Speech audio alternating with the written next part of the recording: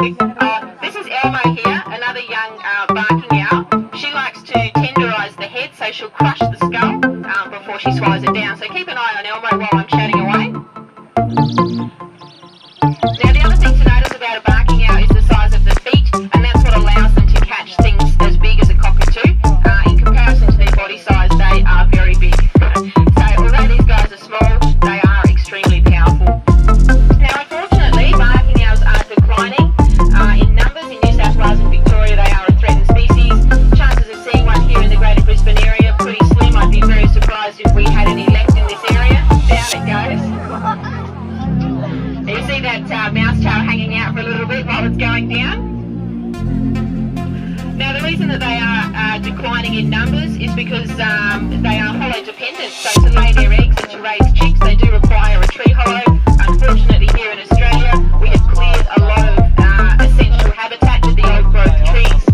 Without those tree hollows, these guys will not be breeding. One of the problems that we have, we really need to keep the habitat we have left. Planting new trees won't do anything for the current population of barking owls. It can take 50 to 100 years for the right-sized tree hollow to form.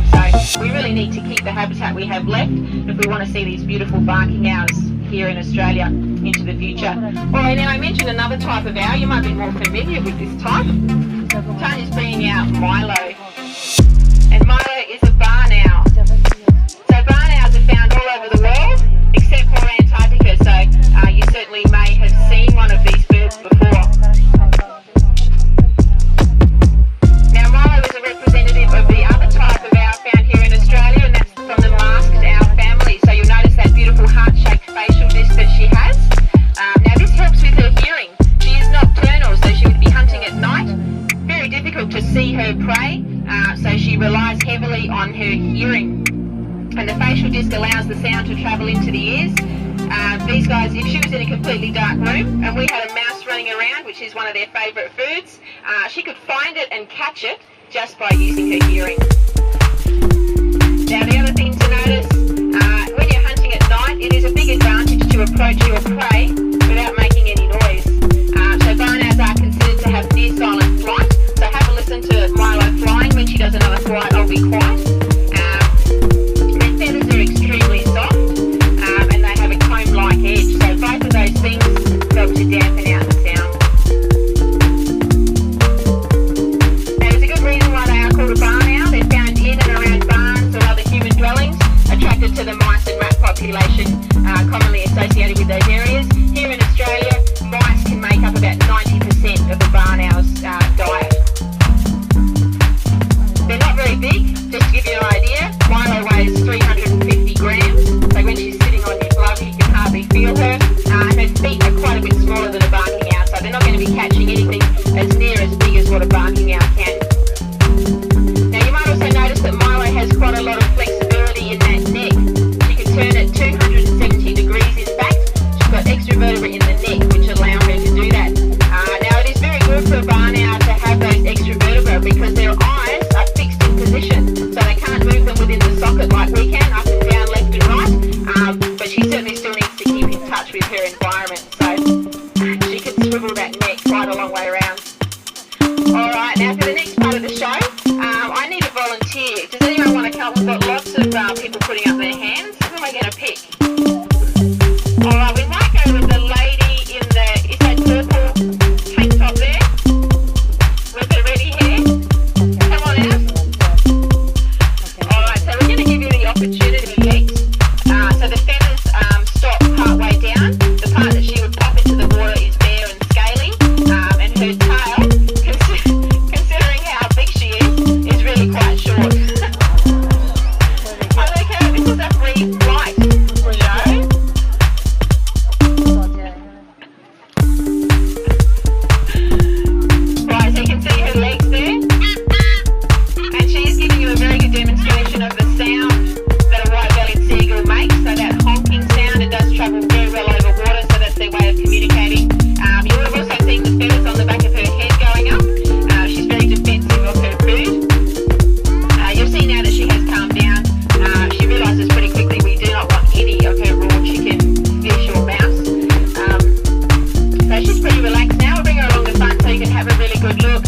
because of those, the bare legs, also the big talons. They're really quite hooked. They're like a fishing hook. That will help her out. Most of her prey would be very slippery. Also have a look at how big that beak is.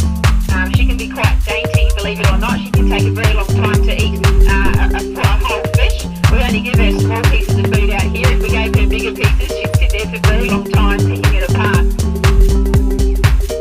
Now, Luca here is 16 years of age. This is another long-lived species like the wedge-tailed eagle. In captivity, estimated they can live up to 13 years. In the wild, they would pair up and defend the territory. Just to let you know, if you're raptor spotting here in Australia, the younger birds of this species look a little bit different, so they're more of a whitey brown colour. Look a little bit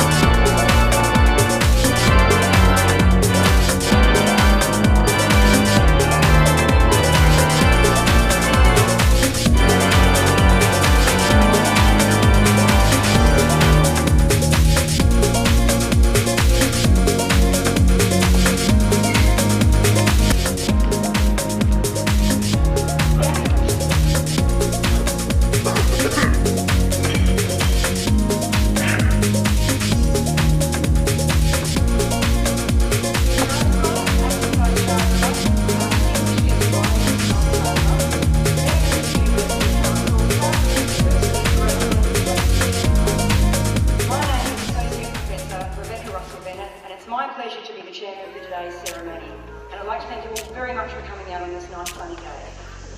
In commencing today's proceedings, I would like to acknowledge the traditional owners of the land on which we are meeting. Graduation is an important part of the fabric of university life, and today's ceremony is no exception. Today we will confer approximately 270 degrees, so we have a formal ceremony. But in addition to that, this morning is an opportunity for all of us to celebrate the very personal achievements of those graduates, and it's a celebration that they should all be very proud of. It's an achievement that the graduates should celebrate themselves. I know that family and friends and staff of the university all join very warmly and very genuinely in this celebration. But I think the graduates would be the first to admit that while we celebrate their achievement, none of this is achieved without support. Very personal energy and endeavour has gone into their achievement, but without support it's very difficult. So I'm quite sure that the graduates will acknowledge the support of their family and friends, many of whom are in the audience today. Ladies and gentlemen, presiding at today's ceremony is our Chancellor, Major General Peter Arneson. It is my pleasure to invite the Chancellor to address us.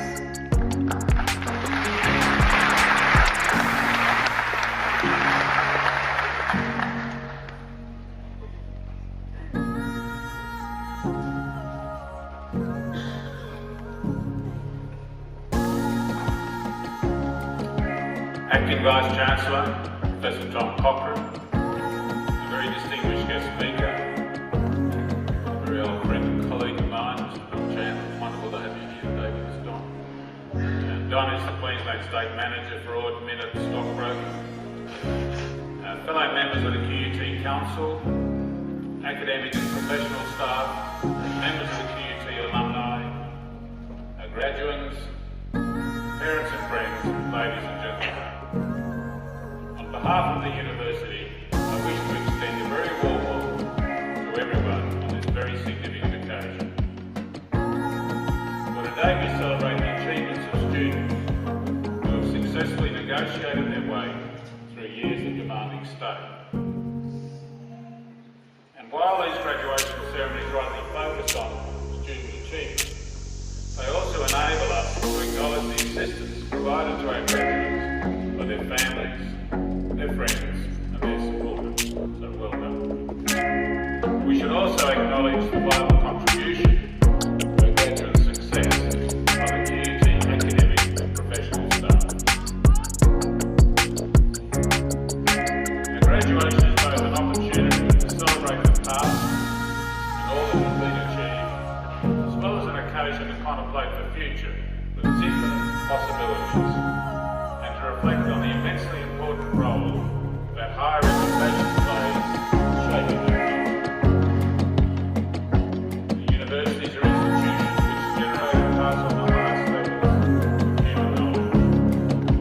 Universities prepare our next generation of citizens, leaders and professionals, represented today by the Faculty of Business.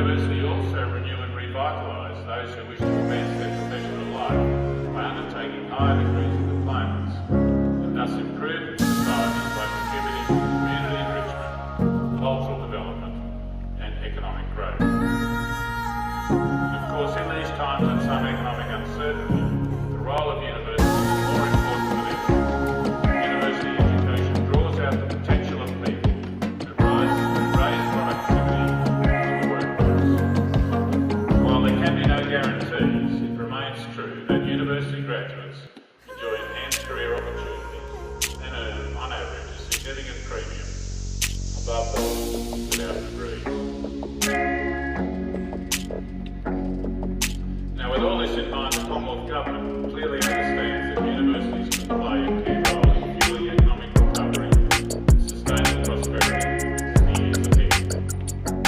To this end, the government commissioned some major reviews of the sector and announced some far-reaching reforms this year's May budget. These reforms include closer alignment of universities with other educational providers, renewed efforts to recruit students from lower income Indigenous backgrounds, and the further strengthening of quality assurance within the university sector. In addition, the Commonwealth has provided a significant boost to university capital works funding. QUT has been a major beneficiary of this program, with $75 million provided in this year's budget towards our $200 million science and technology precinct, which will be built from the Gardens Point campus over the next 3 years. This major initiative, the largest building project ever undertaken by QUT, continues a program of physical renewal of the university. Now, fundamental transformation is in progress in the university's health growth campus, the Institute of Health and Biomedical Innovation, together with Samuel Dwyer.